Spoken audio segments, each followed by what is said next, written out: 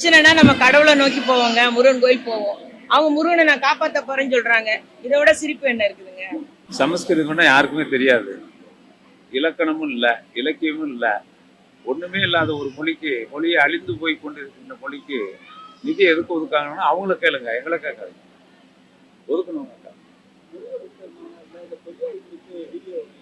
அது தவறு, அது தவறு. அது அவங்களே சொல்லிட்டாங்கல்ல, அது இடம்பெற்றிருக்க கூடாதுன்னு. அவங்களே இப்போ திராவிட இயக்கங்கள் ஆளக்கூடிய மாநிலம் தமிழகம். அதுவும் ஒன்றும் திராவிட மாடல் ஆட்சி. இப்பொழுது நாயகன் எங்களுடைய முதலமைச்சர் தளபதி இருக்கின்ற வேலையில் அதுக்கு வேலையே இல்லை. அவங்க ஏதோ அவங்க அந்த மாதிரி விமர்சனங்கள் செய்தது முற்றிலும் தவறானது. மக்கள் அதை ஏற்றுக்கொள்ளவில்லை. அவர்களுக்கு சரியான பாடம் வருகிற காலத்தில் கற்பிப்பார்கள். இதெல்லாம் அவர்களுடைய விருப்பம்ன்றதுதான் நம்ம கருத்து. யாரு அவருக்கு நான் பதில் சொல்லணும்னா இந்து தான், நான் ஒரு இந்து தான்.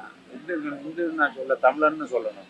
நான் சிலுவை போட்டிருக்கேன், அது நான் விரும்பி போட்டிருக்கேன். அதுக்கு அவர் யார் சொல்றாரு?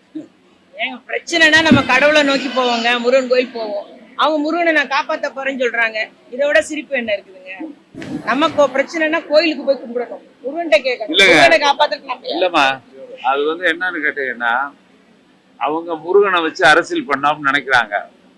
முருகன் எங்கிட்ட இருக்காரு, எப்படி நீங்க அரசியல் பண்ண முடியும்? செய்திகளை உடனுக்குடன் தெரிந்து கொள்ள கீழ்கண்ட கேபிள் மற்றும் டிடிஹெச் நெட்வொர்க்குகளில் எம்நாடு செய்தி தொலைக்காட்சியை காணுங்கள்.